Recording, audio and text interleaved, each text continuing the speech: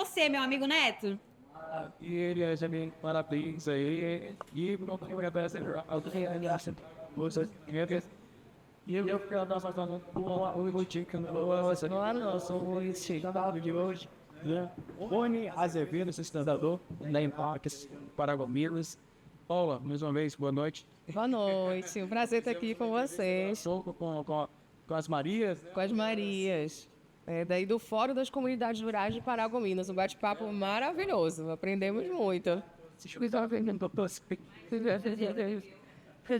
Bom, boa noite. Eu vou deixar que as mulheres iniciem esse bate-papo aqui com a gente, que a gente está na mesa aqui, mas a gente que vai se obedecer, a gente vai. Não, olha, não façam isso, né? Senão a gente vai tomar toma de isso. conta. Até aproveitando, né, estou aqui essa parceria maravilhosa com a TV Agropec, é uma colaboração, um collab, né, que é a expressão que a gente usa, o collab aí com o nosso podcast Para Mais Agro, que é o podcast do Sistema FAEPA Senar, e aí vocês podem acompanhar tudo do agro do Pará no podcast, aí no canal do Sistema FAEPA, no YouTube, tá? Então depois algumas das nossas entrevistas também vão estar lá, os recortes, né? Os meninos estão aí transmitindo ao vivo na TV, um trabalho maravilhoso. Parabéns já aqui para os nossos bastidores, nosso staff, que ajudando aí vocês a acompanhar toda a programação, né? Então vamos lá. Rony, você é pesquisador da Embrapa, né, supervisor da Embrapa Paragominas. E a Embrapa é a Embrapa Amazônia Oriental. Explica pra gente um pouquinho dessas divisões, dessas organizações. Melhor o papel da Embrapa, o que é a Embrapa, como vocês fazem a Embrapa funcionar. Enfim, a curiosidade de todos nós, saber mais tecnicamente quem é a Embrapa, quem é o Rony Azevedo. Bom, vamos lá, então vou começar primeiro por mim. Sou Rony Azevedo, sou engenheiro agrônomo e pesquisador da Embrapa na área de fitossanidade, na parte de controle de insetos pragas, lavouras, né? Mas estou como supervisor da Embrapa na região de Paragominas. O que é essa função de supervisor? É estar atento às demandas, né, às necessidades que o setor agrícola, né, agropecuário tem na região. E caso já se tenha, né, tecnologias para sanar essas dúvidas, ajudar nessa questão de transpasse, né, dessas informações para o setor público e privado. E caso hajam ainda necessidades de pesquisa, cabe a mim, então, fazer essa ponte, né, com outros colegas, tanto da Embrapa Amazônia Oriental, que eu já vou explicar o que é, e assim como com outras unidades da Embrapa, para se propor projetos de pesquisa para responder determinadas perguntas. Então, a Embrapa, o que é? A Embrapa é a empresa brasileira de pesquisa agropecuária, tá? Então, o nosso foco é pesquisa, não é assistência técnica, não é vendas, tá? Então, nós somos um braço do Ministério da Agricultura, ligados ao Ministério da Agricultura, né, do Brasil, e a gente tem mais de 40 unidades da Embrapa espalhadas no Brasil. Tudo é uma coisa só, tudo é Embrapa, mas existem, elas estão regionalizadas. No nosso caso aqui no estado do Pará, a gente tem a Embrapa Amazônia Oriental. Tá? Então, a Embrapa Amazônia Oriental, a sede dela é em Belém.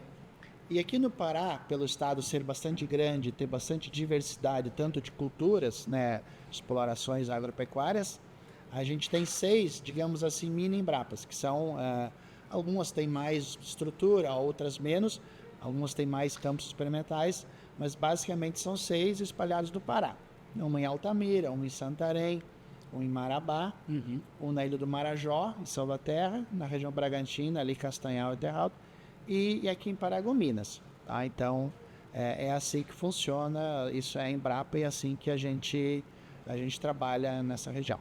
Na prática, eu sou um produtor rural, crio gado, enfim. Como é que a Embrapa vai me ajudar com as pesquisas? Que tipo de pesquisa a Embrapa vai me ajudar para que eu possa entregar um produto de qualidade para as pessoas, né, para a população em modo geral? Certo. Então vamos lá, vamos tentar contextualizar. Vamos focar... Eu estou colocando aqui como se fosse um fazendeiro, né? Certo. Um agricultor. Certo. Então vamos falar do exemplo da pecuária. Muito bom exemplo, porque o Pará é o segundo maior rebanho, né? Temos mais de 23, 24 milhões de cabeças de gado, pelos dados do IBGE, então é um estado que a pecuária é muito importante, né? É o segundo maior do Brasil? Do Brasil, o segundo estado brasileiro que tem maior número de cabeças de gado, tá? Então vamos lá, como é que tudo começou? Lá meados dos anos 70, o Pará produzia muito pouco gado, né? Já tinha uma população residindo E aí se criou alguns projetos. Por exemplo, o Propasto era o nome desse projeto. O que consistia esse projeto? Foi mais ou menos na época que eu nasci. Vou fazer 50 anos, então foi mais ou menos 75, 76 que começou esse projeto. Claro, eu era criança, não era pesquisador ainda, mas os outros meus colegas que me antecederam passaram essas informações. Então se começou a trabalhar para ver essa questão de adaptação de novas pastagens, né? Novas espécies de capim para a região, para o Pará. Então muito agricultor talvez não saiba disso, mas então houve isso. Então hoje a maioria das cultivares ou variedades de pastagens que a gente tem, tanto do gênero Braquiária como Pânico, quem é da área de pecuária vai entender o que eu estou falando, então são cultivares da Embrapa. Por exemplo, Mombaça é da Embrapa, Quênia, Zuri, enfim, não vamos entrar em tantos nomes técnicos, mas assim, a maioria dos capins hoje são materiais da Embrapa, e que muitos deles até hoje ainda são bastante cultivados, né, bastante utilizados para a alimentação animal. Tá? Então, a primeira coisa foi adaptar pastagens, espécies de capim, para o estado do Pará. E aí, depois disso, claro, entrou na agricultura, enfim, principalmente aqui na região de Paragominas. Esse é um exemplo, melhoramento genético, adaptação de variedades de capim. O outro exemplo é controle de pragas, cigarrinha das pastagens, que é um grave problema. Então, também a Embrapa atua nesse sentido para tentar fazer alguma pesquisa e também orientar no sentido de fazer esse controle de forma mais adequada. Só que é o seguinte, é bom deixar claro o seguinte, que como a Embrapa o foco é pesquisa, então, por exemplo, a nossa equipe aqui em Paragominas, nós só somos 6 pessoas no total, então a gente não é a primeira nossa função e nem temos condições de dar essa assistência técnica ao produtor. Como que então funciona? Como que o agricultor pode se beneficiar? Quando é lançado um novo capim, por exemplo, RS Tamani, Quênia e outros, normalmente a Embrapa faz dias de campo, publicações e dias de campo e chama empresas públicas, privadas, da assistência técnica, pecuaristas ou agricultores para conhecer esse novo capim. E aí quando, por exemplo, nesse capim você uma lança... apresentação do que vocês estão desenvolvendo aí. de como que se planta ele, quais são, não só o material genético em si. Treinamento também. A questão de boas práticas, a adubação, você precisa fazer tal, a qualidade de sementes, população de plantas é XY, controle de pragas, ele é sensível, não é, então isso a gente repassa. E aí, a partir daí, a próprio Senar e outros órgãos, prefeituras, própria Emater e outros órgãos de assistência técnica se apropriam disso e ajudam a difundir isso para o setor produtivo. É o exemplo do capim, mas isso vale para todas as culturas de modo geral. Até para deixar bem claro, você explicou muito bem o papel, uma parte, né, do papel da Embrapa, também tem outros, né? Sim. Porque a assistência técnica é diferente da atividade desenvolvida pela Embrapa, né, Simone? Isso. A gente faz pesquisa, faz os experimentos, né, para lançar novos materiais, parte de melhoramento genético, novas cultivares, ou boas práticas de produção, melhor controle de pragas, usar produto X ou Y, algo nesse sentido. Então, isso a gente faz a pesquisa, chega no resultado, uma conclusão, e a partir dali isso vira uma orientação, digamos assim, para o agricultor, uma sugestão, uma indicação técnica, e também isso está disponível hoje em dia no formato de arquivos PDF, então muita gente pode acessar esse nosso material nos sites da Embrapa. Rony, você falou que o produtor, para ele ter acesso, como você explicou, tem alguns dias de campo, né? Para o produtor ter esse acesso a essas pesquisas que vocês estão fazendo e tudo mais. Como é que ele sabe, principalmente aqui na nossa região, como é que ele sabe dessas publicações? Tem algum portal, alguma coisa na internet, né, rede social, para que eles possam estar entrando e estar conhecendo mais o projeto da Embrapa e estar verificando os dias em que acontecem esses dias de campo que você falou? Sim, todas as unidades da Embrapa, é só entrar pesquisar Embrapa, no caso Embrapa Amazônia Oriental, vai chegar até o link da nossa unidade, aí lá vai ter publicações, ele vai poder ver os diferentes tipos de publicações disponíveis, tá? E também vai encontrar as notícias de futuros eventos, dias de campo e etc. que possam ocorrer. Então isso é facilmente hoje já disponibilizado. Também rede social tem o Instagram também, né? E nós mesmos, nossos pesquisadores, a gente no nosso próprio Instagram, muitas vezes a gente divulga isso.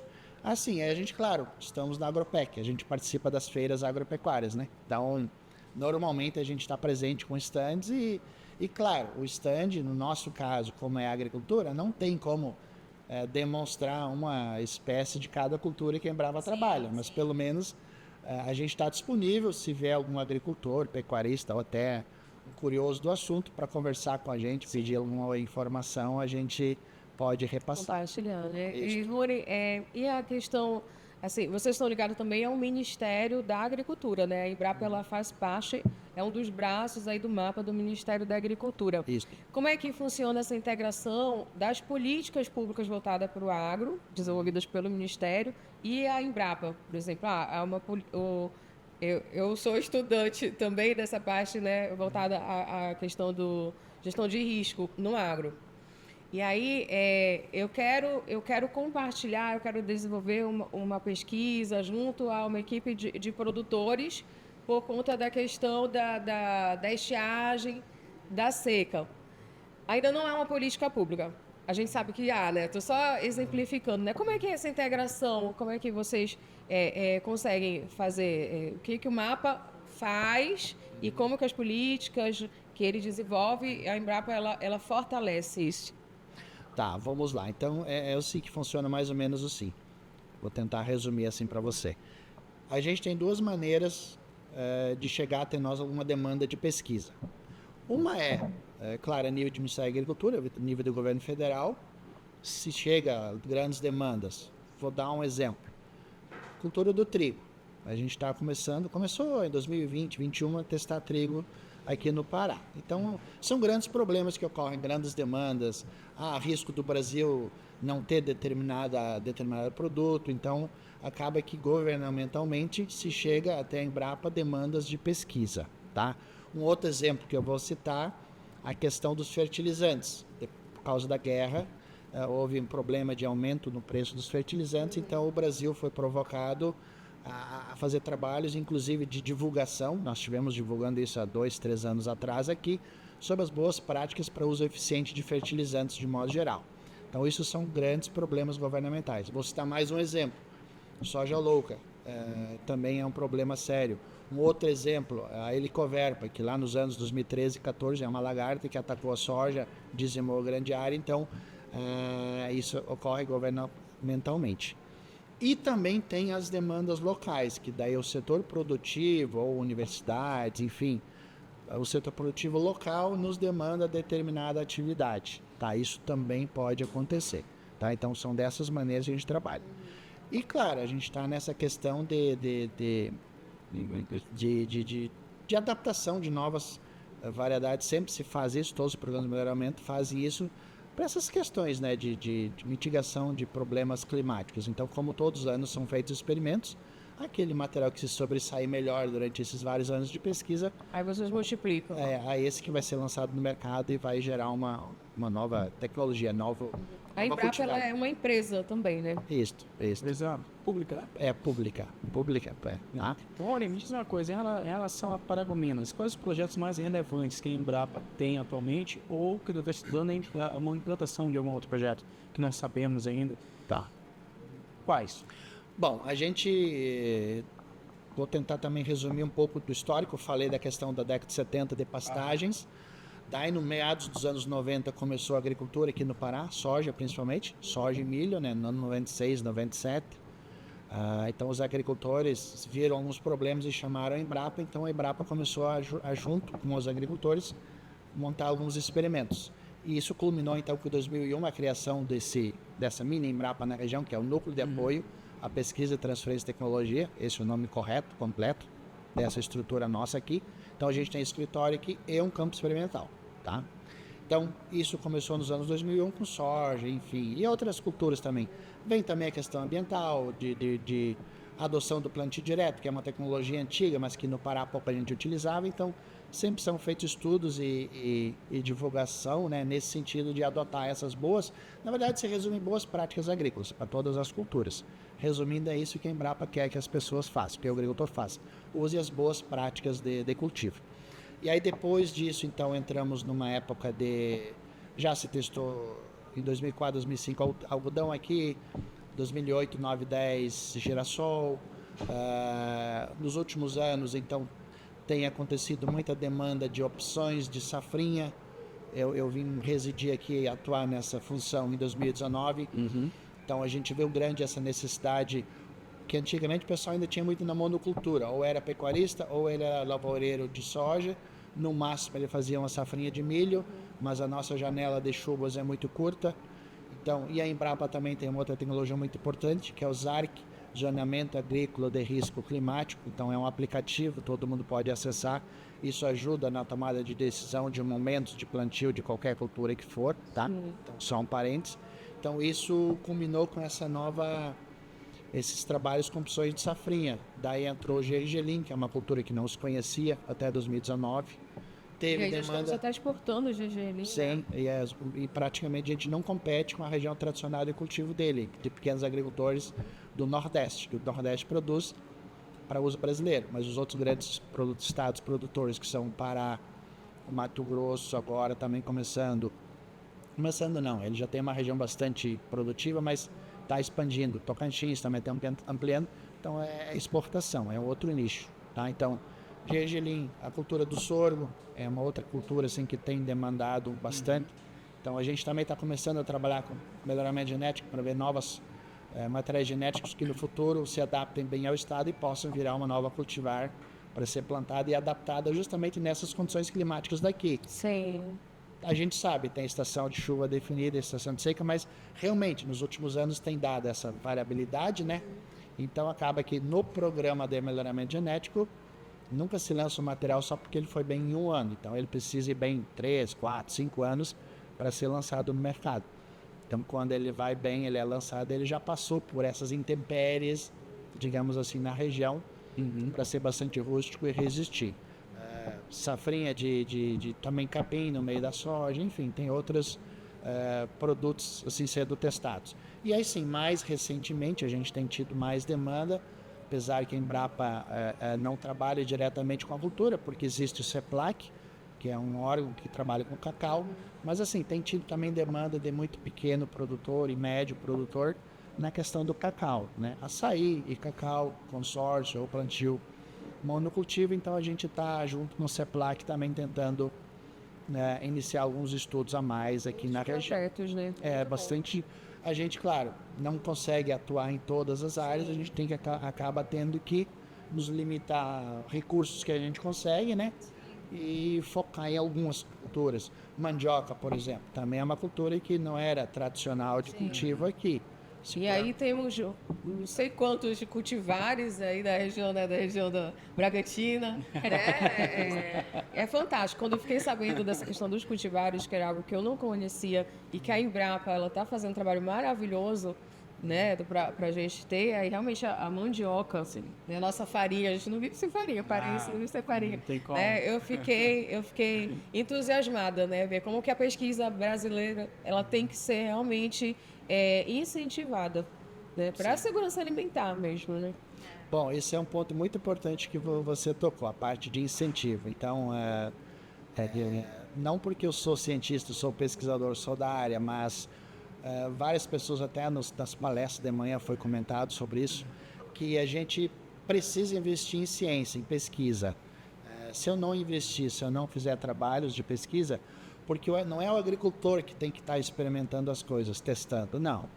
O agricultor já tem que pegar, não existe pacote pronto, mas já tem que pegar algumas diretrizes, né, alguns nortes prontos para ele adaptar na sua realidade. Exatamente, tem uma questão da segurança alimentar e nutricional aí, né? Que é algo bem...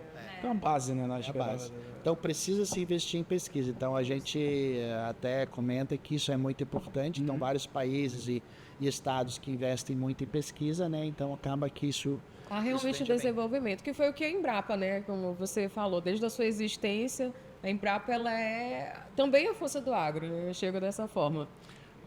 Porque a Embrapa existe já desde 1973, né? Então foi criada a Embrapa já há 52 anos e até saiu uma publicação em 2023 comemorando os 50 anos da Embrapa, que é os 500 alimentos que a Embrapa participa, né? Então diretamente ou indiretamente, praticamente todos os alimentos ou fibras ou energia que se tem hoje no Brasil e no mundo, tem sim um papel da Embrapa nesse sentido também. Vamos falar da região, cultura da soja na região.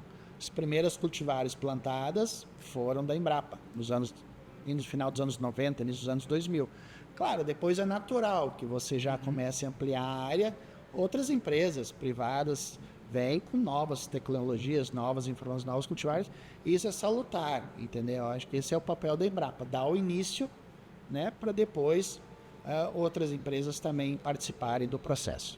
Ô, Rony, você falou ainda há pouco sobre a questão de incentivo, né? Eu queria fazer uma pergunta até um pouco mais pessoal. O que te motivou a entrar nessa área de pesquisador agropecuário, né? E o que você diria para jovens? Qual seria o seu incentivo aí para jovens que também querem seguir carreira aí nessa área? Tá, vamos lá. Então, vou resumir rapidamente minha história. Faz para entrar na Embrapa, pronto. Concurso. Vou chegar lá. Então é o seguinte, bom, eu sou oriundo do meio rural, tá? Eu cresci na roça, acabei fazendo técnica agropecuária e depois fui fazer agronomia. E assim, quando você entra na agronomia, a gente vê que, assim, resumidamente, né, existem a área de vendas, digamos assim, a assistência técnica, o ensino ou a pesquisa. Tá, assim, grosso modo falando, né? Então, quando vocês, vamos dizer, não tem, às vezes que a gente fala boa lábia, boa conversa com o agricultor, acaba que a assistência técnica e vendas talvez não é o seu nicho, né? Então, isso já seleciona muitas pessoas. Que quando você, ao ver uma cultura ou querer saber o porquê daquilo, já é um indicativo que você está indo para o lado da ciência. Ciência nada mais é do que responder os porquês. O porquê isso dá certo, como que eu faço para fazer isso dar certo. O pesquisador é um curioso. É um curioso, é um curioso, é o porquê. Então, é curioso e também não pode querer ser muito acelerado, querer que as coisas já aconteçam para amanhã, porque pesquisa leva anos, tá? Então não é de hoje para amanhã, de um ano para o outro que eu vou já conseguir fazer os trabalhos para responder. E daí, quando você faz pesquisa, você quando conclui, ou quando orienta, ou quando informa, sugere ou indica alguma coisa, você tem que ter certeza do que você está falando. Então, por isso que a gente comenta que a Embrapa não é empresa de achismo. Quando a gente até às vezes reclama, mas a Embrapa é meio lenta, meio burocrática nesse sentido, mas é porque é necessário, porque nós somos um órgão público, então se eu disser... Uma responsabilidade muito grande. Eu vou dar um exemplo absurdo aqui, se eu disser que cultura Y lá qualquer é possível produzir no Pará, alguém planta e ela não é possível de produzir, e aí depois, como é que eu fico, né? Eu como pesquisador e a instituição, tá? Então, por isso que são esses processos mais lentos de você fazer e ter o resultado com fidedignidade. Então, maravilha. Aluno que queira trabalhar nesse setor, ele tem que ser curioso, tem que ser metódico. Você precisa cumprir as metodologias, existem metodologias, tem que gostar de estatística também, tá? Matemática e estatística, biologia, claro, em primeiro lugar. E aí sim, para entrar na Embrapa é por concurso. Mas assim, eu vou animar até algum jovem que esteja fazendo a área agrária, a gente aceita estagiários lá também. A gente vai continuar esse bate-papo bacana e técnico, né? Legal? Tô conhecendo detalhes da Embrapa que eu não fazia ideia. Né? Então eu quero chamar os nossos comerciais daqui a pouquinho, a gente está de volta, beleza? Até mais.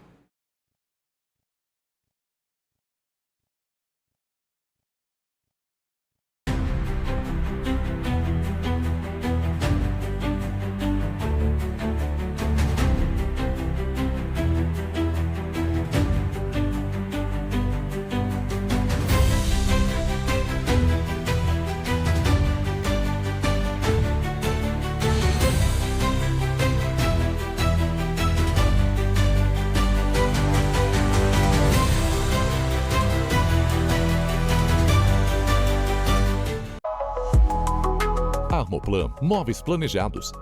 Há 11 anos transformando ambientes com sofisticação. Armoplan entrega tecnologia, durabilidade e design sob medida. Armoplan é garantia de 5 anos, parcelamento em até 18 vezes e um projeto pensado para você. Armoplan. Quem conhece, confia. Quem conhece, recomenda. Armoplan Móveis Planejados. Você sonha, a gente realiza.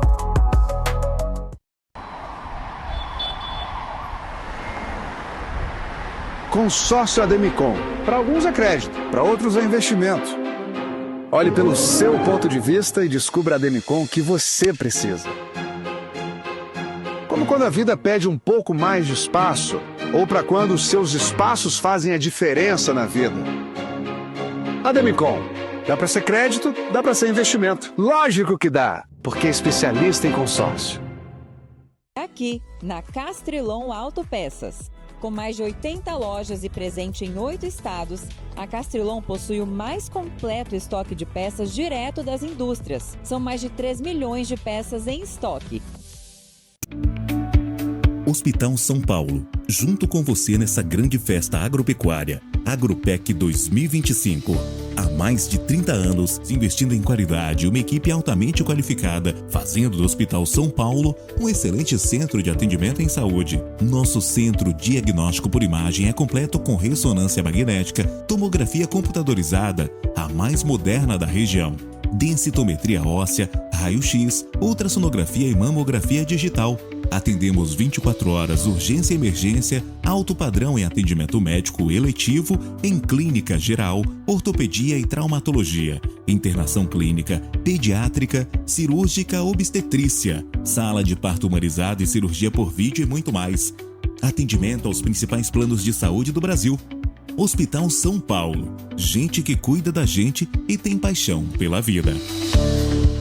O Pará, pela riqueza e diversidade de seus recursos naturais, possui um amplo e diferenciado leque de oportunidades para impulsionar o processo de desenvolvimento duradouro e sustentável. O sistema FAEPA, SENA, Fundepec e sindicatos promove a saúde animal e está presente em praticamente 100% do território paraense. São 134 sindicatos, distribuídos em 10 núcleos nas regiões Baixa Guajarina, Marajó, Tocantina, Baixo Amazonas, Transamazônica, Tapajós, Sul do Pará, Bragantina, Nordeste e Carajás. É a força do agronegócio paraense mostrando para que veio, alimentando cada cidade e fortalecendo o Pará. Agropec 2025. De 9 a 17 de agosto. São 9 dias de muita programação. Palestras, expositores, leilões, rodeio, shows e muito mais. Agropec 2025. De 9 a 17 de agosto. Realização: Sindicato Rural de Paragominas.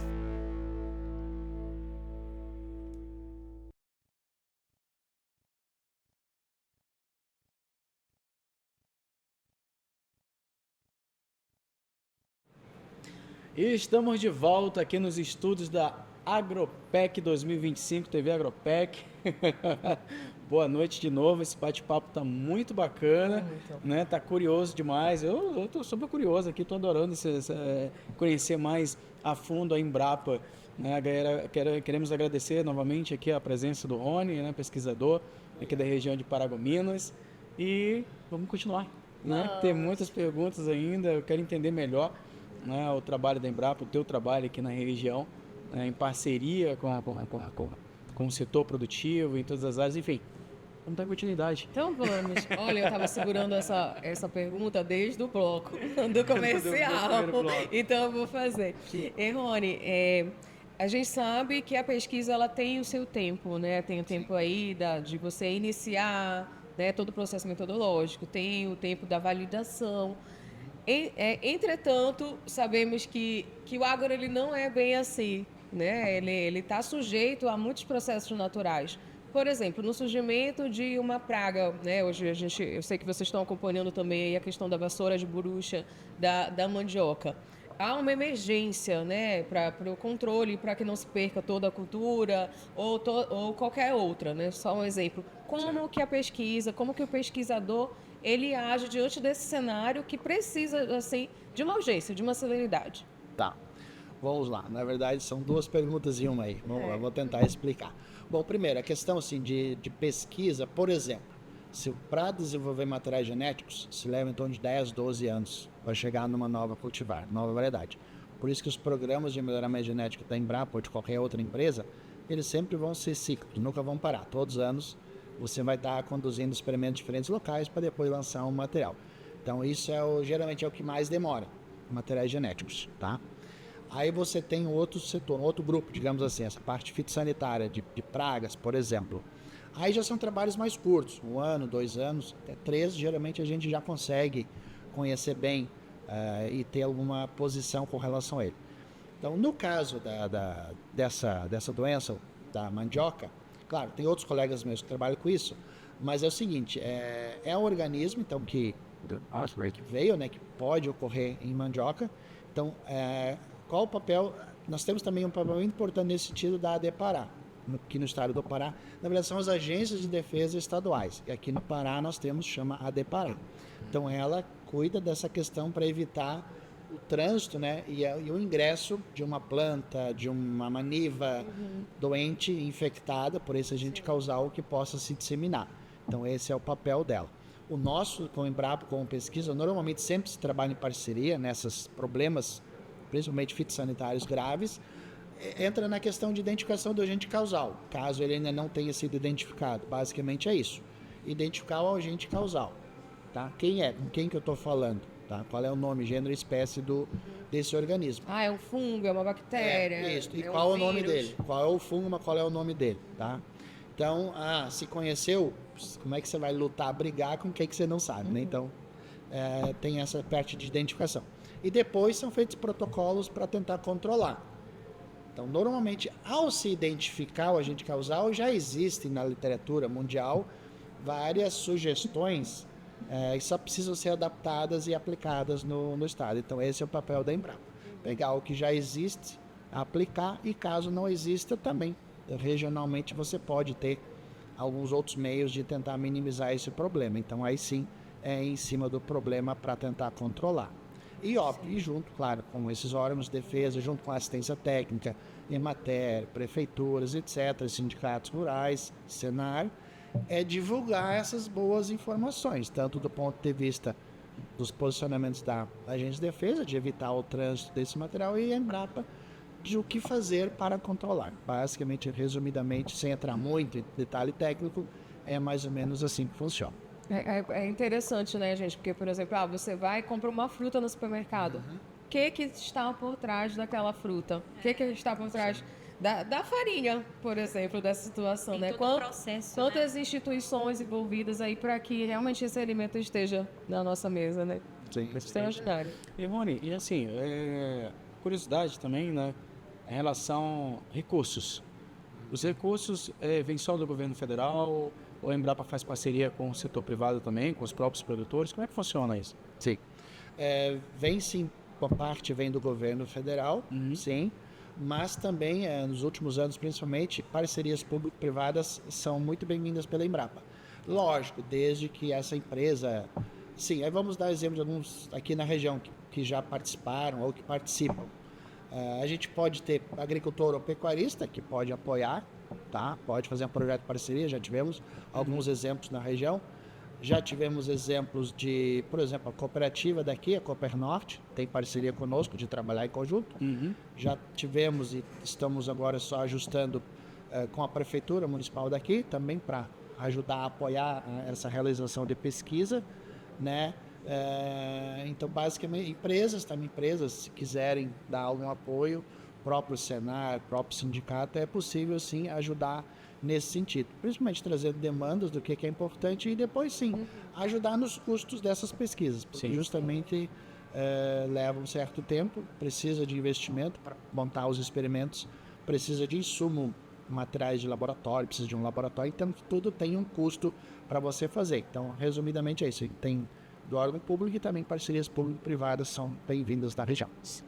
Ô, Rony, você poderia exemplificar, né, até mesmo para o público, que assim como o público, eu também sou muito leiga nessa parte, mas algumas tecnologias que hoje fazem parte na região aqui de Paragominas, que antes parecia muito distante, né, da realidade do campo e hoje faz todo um diferencial aí na agricultura, na pecuária.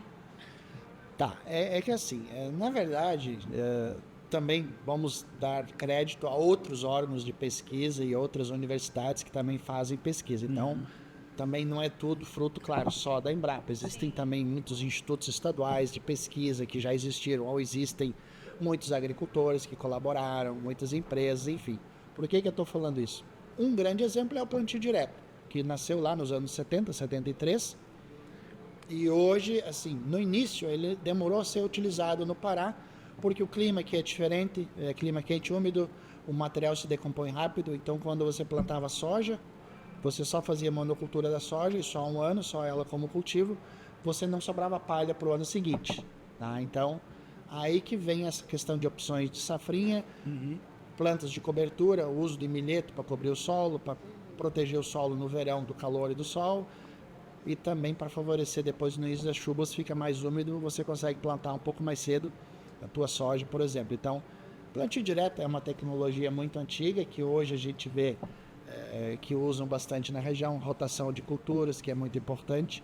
Ainda não usam tanto, cabe que a nossa soja ainda é o carro-chefe para a cultura principal, mas pelo menos o fato de você ter uma sucessão de culturas, esse ano eu vou plantar soja e milho, o outro ano eu vou plantar soja e sorgo nessa área, ou depois eu vou plantar gergelim nessa área, ou eu vou plantar capim. Então, importante rotacionar isso. Então, rotação de culturas é uma tecnologia também antiga, que é importante para tudo. Questão de física do solo, questão de quando chove a umidade fica no solo, a questão de pragas, você reduz a incidência de pragas, insetos praga, doenças, plantas daninhas. Então, são alguns exemplos de que se pode utilizar na região.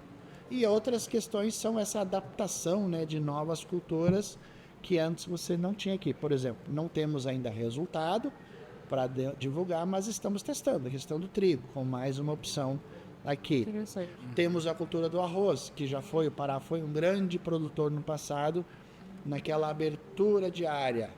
O arroz era, digamos assim, o patinho feio da área. Ele era a primeira cultura, por ele ser não muito exigente. Tinha juquira, capoeira, então se derrubava, plantava 2 anos para preparar o solo, amansar o solo, como se falava, e depois já ia para uma cultura da soja. Então, reduziu a abertura de área em cima de juquira, então reduziu a área de arroz. Só que daí as pesquisas foram evoluindo. Então, hoje a Embrapa tem materiais de arroz que são muito produtivos. Cabe esclarecer outra coisa. Nós temos o arroz irrigado e o arroz de terras altas, ou de sequeiro. Arroz irrigado é aquele que fica com lâmina d'água, plantado... Marajó, que a gente encontra... uma área grande, 2 áreas grandes do Marajó, que ele é o arroz irrigado. Que o Rio Grande do Sul e Santa Catarina plantam 80% do arroz. Na verdade, 70% do arroz produzido no Brasil, arredondando, 70% é do Rio Grande do Sul, 10% da Santa Catarina, dá 80%. Os outros 20% é o resto do Brasil. Aí você tem uma área grande de arroz irrigado no Tocantins, um pouco no Marajó, tá? E um pouco no Maranhão também. E o restante, então, é arroz de terras altas ou arroz sequeiro. É esse plantado igual soja, igual milho, não vai com lâmina d'água. Então, só que aí evoluiu. Então, os materiais, mesmo com chuva normal, na época de chuva, estão muito responsivos, produzem bem, porque a produtividade do arroz irrigado é maior que o do arroz de terras altas, sequeiro, mas produz bem e também com muita qualidade de grão, porque a qualidade de grão do arroz irrigado era melhor nos últimos anos. Não acontece mais isso. Hoje a Embrapa tem alguns materiais que têm uma boa qualidade de grão também, rendimento de grãos inteiros, que a gente fala, tá?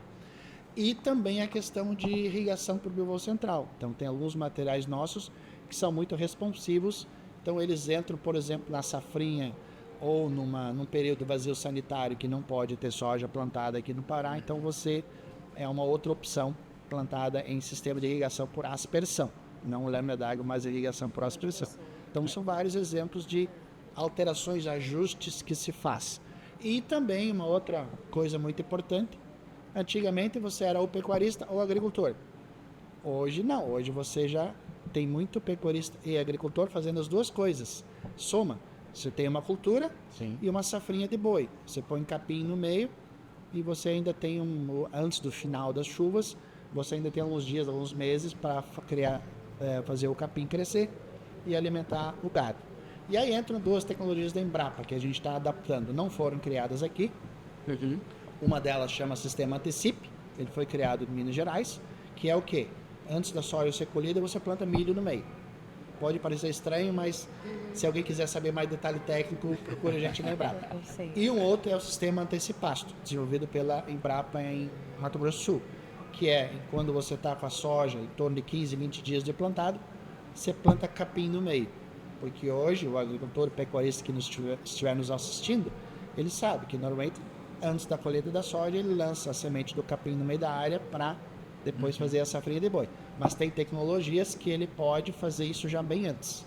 Colocar o capim no meio da soja, que ela não vai atrapalhar o desenvolvimento da soja e também nem o processo de colheita. Então são novas tecnologias justamente para você, no nosso, aqui no Paragominas, que são 6 meses de chuva e 6 meses de seca, para você nesses 6 meses tentar produzir o máximo possível. Muito Maravilha. É isso. Rony, em relação à sustentabilidade e meio ambiente, tem uma pergunta que eu fiz, até uma colinha. É importante a gente ressaltar essa questão. Temos muitos ativistas, né? É necessário que a gente responda algumas coisas para essas pessoas que às vezes ele defende uma situação que às vezes nem conhecem. A gente tem que tocar nesse assunto aqui, essa questão de muita gente que acha que o agro desmata, o agro não está nem aí para a sustentabilidade, o agro, enfim, tem muita desinformação. E eu queria te fazer uma pergunta em cima dessa questão da sustentabilidade. Né? Quais as práticas agrícolas a Embrapa considera mais adequada para a nossa região? Né? Para que a gente possa trabalhar aí nesse... diminuir o impacto ambiental. Bom, primeiro é essa questão. Bom, a primeira coisa é realmente, nós não precisamos mais desmatar. Porque, vamos usar números. O Pará tem 141 milhões de hectares. Tá? A gente só usa menos de 2 milhões de hectares. Nós usamos 1 milhão e 200 mil hectares de soja, uns 400 mil, 300, 400 mil de milho, uns 300 mil de mandioca. Tá? E sim, 23 milhões de cabeças de gado, estimando aqui uma cabeça por hectare, então teríamos 23 milhões de pastagens. Então o Pará, o que tem no Pará? 140, não sei se é 141 ou 144, tá? Não quero dar um número errado, mas é mais de 140 milhões de hectares que tem o território do Pará. 23, 25 milhões são pastagem, o resto é mata. Mata e água, né? O Pará tem muita água, você viu. Tá, então, e desses 20 e poucos milhões de hectares de pastagem, a gente tem 1 milhão e 200 mil de soja, que é a terceira cultura, vamos falar, mata, pecuária e soja, aí depois vem as outras, vem mandioca, milho, enfim. Gergelim também, que cresceu bastante. Então, assim, não precisa desmatar. Só esses 23 milhões de pastagem que tem uma taxa de lotação baixa, você melhorando, você fazendo uma uma produtividade. integração, você consegue ter muito mais animais. Hoje tem como aumentar a produção sem desmatar. Sem desmatar, usando só... Até porque o que está sendo, onde está sendo produzido hoje, a área que está sendo produzida, ou seja, não foi toda ocupada ainda. Não. É isso. Ela a área que está aberta, né? Ela está aberta, só que muitas áreas... a gente tem no Pará vários locais, não vamos entrar em detalhes, mas a gente tem algumas regiões com mais áreas de pastagem degradada. São extensas áreas. O que é pastagem degradada? Você anda na estrada, você não vê nem pasto, nem boi, e só vê a juquira, que é a planta daninha no meio. Sim. Lá longe você vê uma cabeça de gado. Então, ou seja, é uma terra que não está servindo nem para produção de gado e também não é lavoura. Então, é esse o foco que eu acho que o Pará tem que se dar e em cima de áreas degradadas. Aproveitamento das áreas degradadas, torná-las produtivas, né? Fazer um trabalho, um manejo mais adequado para aquele solo. Isso, exatamente. Então, realmente tem muita terra, inclusive ali para a região de Bragança, né? Bragança, Viseu, ali aquela região. Exatamente. Tem muitas áreas assim. Exatamente. Então temos muitas áreas assim, tá? Então ocupar esses espaços. Sim. Dá para então. O primeiro ponto é esse. Podemos produzir muito mais sem degradar. Segundo ponto, a nível de Brasil, são dados também da Embrapa, 66% do território brasileiro ele é preservado. Tá? Se usa 40, o restante. menos de 40%. Tá? Não utilizando. 34%, né? 66%, 34%. Desses 34%, uma grande área é pastagem, tá? Cerca de 20 e poucos por cento é pastagem. Cerca de 7% desse território é lavouras. O que é lavoura? É tomate, é soja, é milho, é tudo que é cultura que você imaginar, tá? Então, temos grandes áreas, sim. Temos 20 e poucos por cento do território ocupado com pastagem. E disso, Se 1 ou 2 ou 5% for degradado, você já vê quantos hectares sobram para a gente poder cultivar. Tá? Então, o segundo ponto, isso é a nível de Brasil, um dado que eu trago. Terceira questão é realmente, eu não vou desmatar, vou usar essa área. Em vez de só ter pecuária, ou em vez de só ter uma lavoura de soja, é essa integração, é o sistema de integração. Seja integração em LPF completamente, com a parte florestal também, mas ou lavoura pecuária. Então você consegue maximizar o uso dessas áreas envolvendo pecuária e lavoura.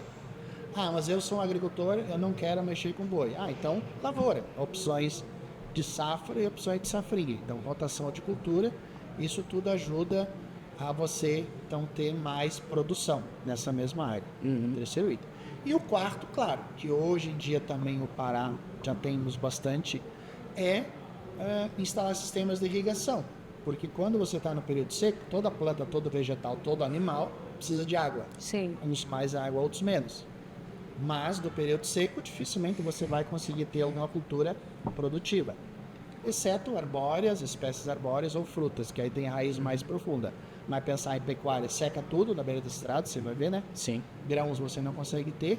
Temos sorgo, temos gergelim um pouquinho mais resistente a déficit hídrico, mas igual, ele totalmente no seco não vai. Então, se eu irrigar, aí eu consigo ocupar mais 6 meses do ano. Então, você já vê quantos hectares a mais eu consigo produzir. Então, basicamente são esses. Aí sim, aí vem a questão de boas práticas agrícolas. Uso da adubação de acordo com a recomendação técnica adequada, Sim. de acordo com o análise de solo, manejo integral de pragas, que é a minha área. Eu controlar praga, manejar praga, mas não precisa controlar totalmente. Tem que ter um bom senso, tem que ter os inimigos naturais também presentes. Buscando o equilíbrio mesmo daquele ecossistema também, né? Vocês conseguem já fazer essa questão do controle biológico, né? Que é uma também das formas de fazer o manejo de praga. Como não se perder no controle biológico? Porque, querendo ou não, né? Você acaba que trabalha uma espécie e a insere, caso ela não esteja naquele ambiente, já que a sua área é essa parte, né? Como que hoje o produtor ele precisa ter muito recurso para fazer o manejo biológico, ele precisa ter uma fábrica lá dos insetos, enfim, né? Como que o produtor ele consegue se organizar para fazer esse manejo e para fazer sentido, ao invés de usar os outros produtos? Tá, eu iria até te responder antecipando mais ainda. Quando você usa agrotóxicos, de modo geral, agrotóxico, defensivo agrícola, produto fitossanitário, que são vários nomes que se dá, você tem alguns produtos mais seletivos e outros menos seletivos. Nos últimos anos, os mais tóxicos, os menos seletivos, já têm sido tirados do mercado.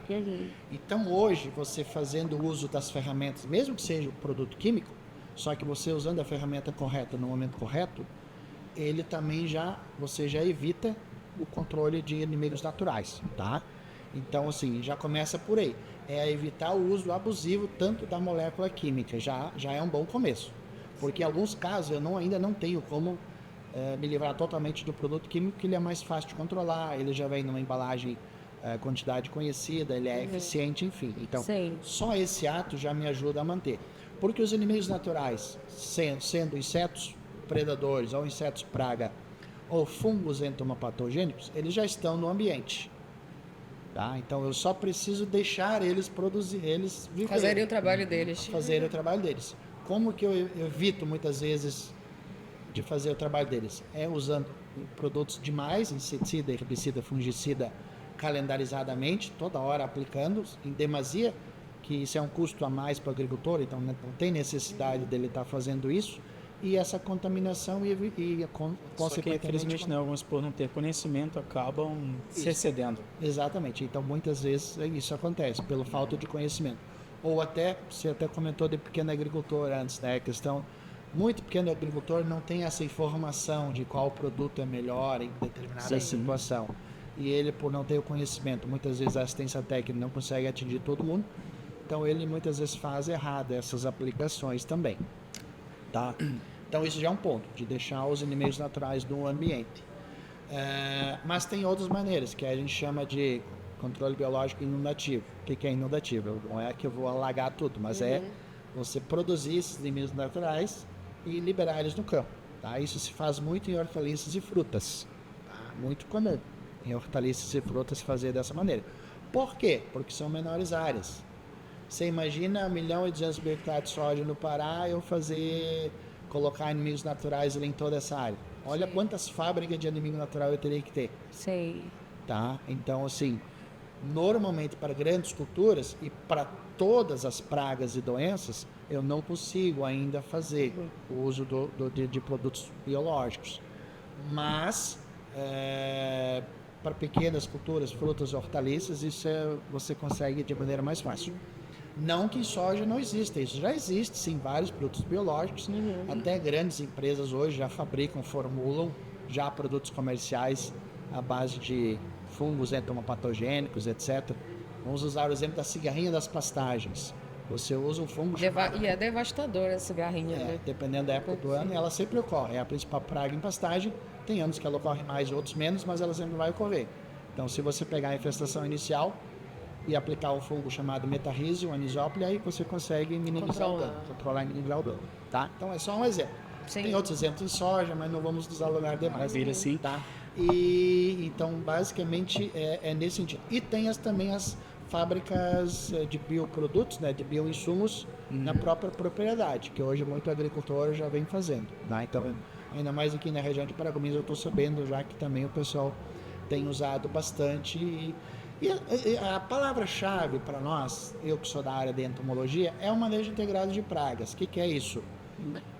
O produto químico é uma ferramenta. Imagine, eu tenho lá uma manejo integrado de pragas. Eu tenho 5, 6 opções de controlar.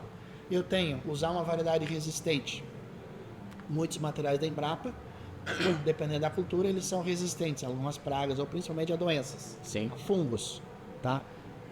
Aí eu tenho o controle biológico, favorecer o que já tem. Mas eu quero agora também colocar, eu tenho a biofábrica, eu tenho como adquirir.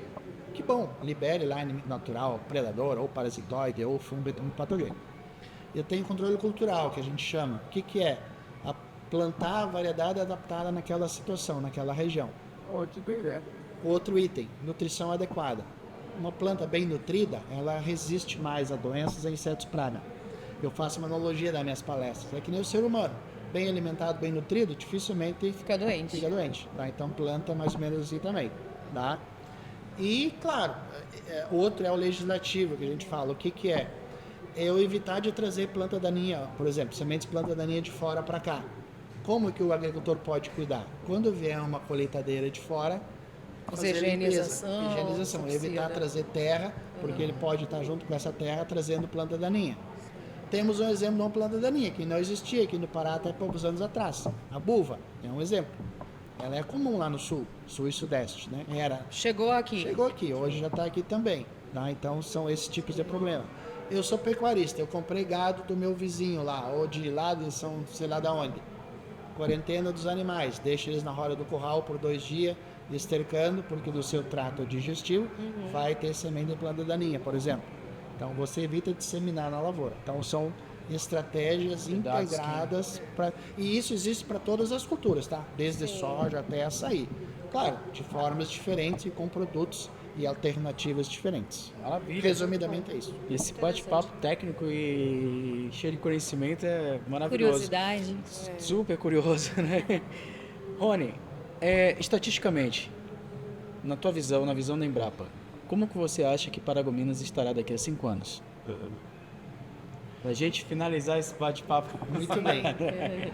Bom, eu que estou no Pará há 20 anos, eu conheço bem várias cidades do Pará, né? Então, assim, a gente vê, não porque eu moro aqui, não porque eu estou aqui com vocês, mas não sei se é por causa das pessoas, e acho que sim, são pessoas e vários elos da cadeia. Aqui nós temos instituições de ensino, nós temos empresas privadas, nós temos Embrapa.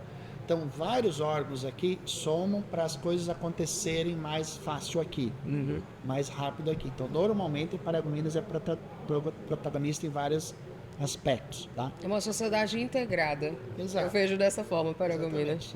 Exatamente. Então, assim, parece que as coisas aqui são mais fáceis de caminhar junto. Tanto poder público, privado, parece que aqui é mais fácil de você conviver e remar no rumo certo, entendeu? Então, como eu estou agora residindo em 7 anos, eu já vi grandes mudanças em 7 anos. Então, com certeza, daqui a 5 anos, a gente vai ter grandes mudanças e alterações. Eu acho que vai muito no sentido da verticalização da produção. Isso é normal. Primeiro você expande em áreas, expande em culturas, depois você verticaliza. O que é verticalizar? É processar, não vender só produto in natura. Tá? Então, eu acho que agora a gente está nessa fase. Fortalecer a industrialização, né? Tem muito a ver com o nosso podcast anterior, foi o que as nossas convidadas falaram, né? Elas trabalham com agricultura, trabalham aí com urucum, com açafrão. Como é muito inicial, elas estão com essa dificuldade por conta, Logística, né? A logística, o atravessador, e aí elas veem que o ganho financeiro não chega, né? Então eu imagino que realmente essa questão... Pelo fato de só o atravessador ir lá comprar delas, ou seja, nós temos uma estatística para elas escoarem o produto delas até os supermercados, etc. Né? Então isso acaba tendo que passar pelo atravessador um valor bem abaixo do que elas poderiam vender. E só para complementar, eu falo isso não só para grãos, né? Pode pensar, é só grãos, grandes culturas. Não, pequenas culturas, açaí, cacau e outras também, eu acho que isso vai acabar acontecendo, tá? Principalmente em produtos perecíveis, né? Porque não consegue transportar a longa distância. E uma outra coisa assim, que eu sempre acho que o Pará é bastante interessante é que aqui você tem demanda, você tem gente consumindo, né? Pouca coisa é produzida aqui, grande parte ainda vem de fora, muitas vezes vem de fora. Só o açaí, na verdade, faz o caminho inverso, né? Que ele vai daqui embora. E a mandioca e a farinha, porque o restante ainda compramos. Vem de muitos locais. Então, por isso que eu acho que ainda Pará também tem um grande potencial à frente. Cabe a toda a sociedade, tanto consumidores, agricultores, nós da parte técnica, vocês da parte de divulgação, na minha visão, é fazer isso que vocês estão fazendo, é divulgar boas práticas de produção, para que a pessoa produza, mas também com consciência, com qualidade e etc, né? Que também evite os abusos. A gente sabe que tem gente que abusa, que exagera, mas e muita gente exagera não porque quer, porque não tem o conhecimento adequado. Exatamente. E Rony, perdão, né? Só para aproveitar que eu também pegando um pouco da fala do Neto, é muito bom nós estarmos recebendo você aqui, um pesquisador da Embrapa, porque como ele disse, assim, desmistifica essa visão do agro, né? Porque você vê, a gente vê tanta coisa para desenvolver, para realmente garantir a segurança alimentar, para realmente garantir a verticalização, né?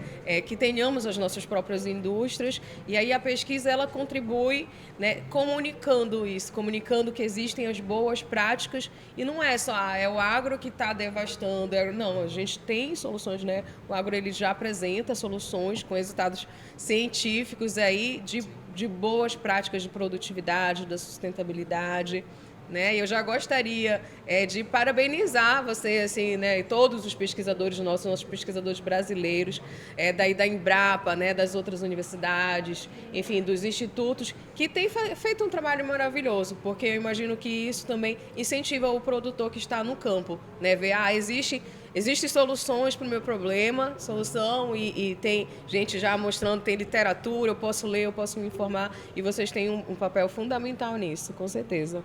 Isso, então até queria realmente reforçar isso que você comentou.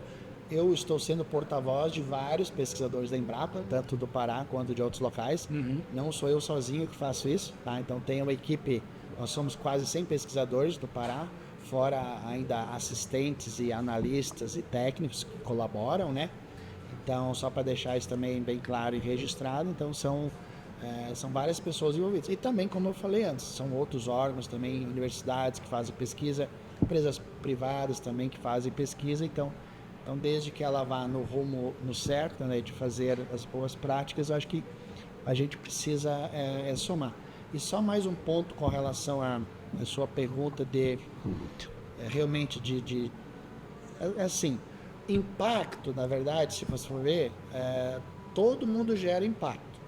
Porque a gente, até você vai no meio de uma mata, quem for caçar ou quem for pescar, impacto a gente acaba causando. Só o fato do ser humano existir, a gente precisa de alimento, assim como um outro animal também, ao caçar, ele também.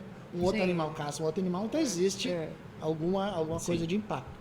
A gente precisa realmente minimizar esse impacto. Isso vale para o pequeno agricultor, para o médio e para o grande. Porque tecnologias e boas maneiras de produzir já existem. E quando não existem, elas precisam ser pesquisadas, aprimoradas e etc.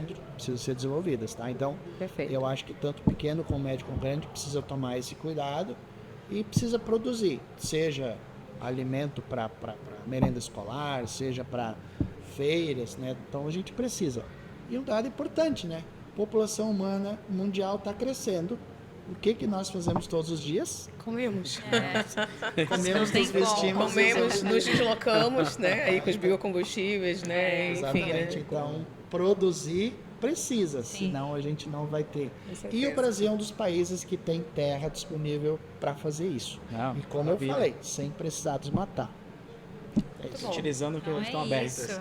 Bom, gente, considerações, Janiele? Sim, não, agradecer aqui, né, porque ele conseguiu explanar um pouquinho das curiosidades que a gente tem. E como eu falei, né, eu sou uma pessoa bem leiga nessa parte e tá entendendo um pouquinho do trabalho da Embrapa, dos pesquisadores, né, na agricultura, na pecuária, é muito importante. Então, só agradecer mesmo a presença aqui no nosso podcast e é isso. Chegamos ao final. Até uma pena, né? Que, como as pessoas falam, dá para matar uma galinha e a gente continuar conversando. Né? Mas obrigada aí, parabéns para o Embrapa pelo trabalho maravilhoso que vocês estão desenvolvendo. Nada, Rony, obrigado aí também. Te agradecer pelas informações, pela aula que tu nos deu hoje aqui, para todo mundo, pessoal que está nos assistindo. Seja muito bem-vindo. A gente vai estar aí a semana toda. Quiser voltar, volta que é para a gente concluir, porque tem muita coisa para ser falado aqui. Mais uma vez, obrigado por ter... Você fez uma palestra hoje, né? Sim. E obrigado por cooperar mais ainda, né? A palestra foi sobre o quê hoje, né? Não, eu só assisti a palestra. Só assistiu, pensei que tinha sido palestrante também. Tá. Mas, deveria essas informações aqui, tem que se tornar uma grande palestra. Com certeza. Né? Deveria estar lá. No próximo, Max Hélio. Tem que estar na programação. No próximo, Raízes do Conhecimento, né? Raízes do Conhecimento. Bom, gente... A gente vai ficando por aqui. Quero agradecer aí a todos vocês que tiveram até esse momento conosco. Não parou ainda, a gente está finalizando apenas esse podcast. A gente vai dar continuidade, tá bom? Beijo no coração e até daqui a pouquinho. Até mais. Boa feira.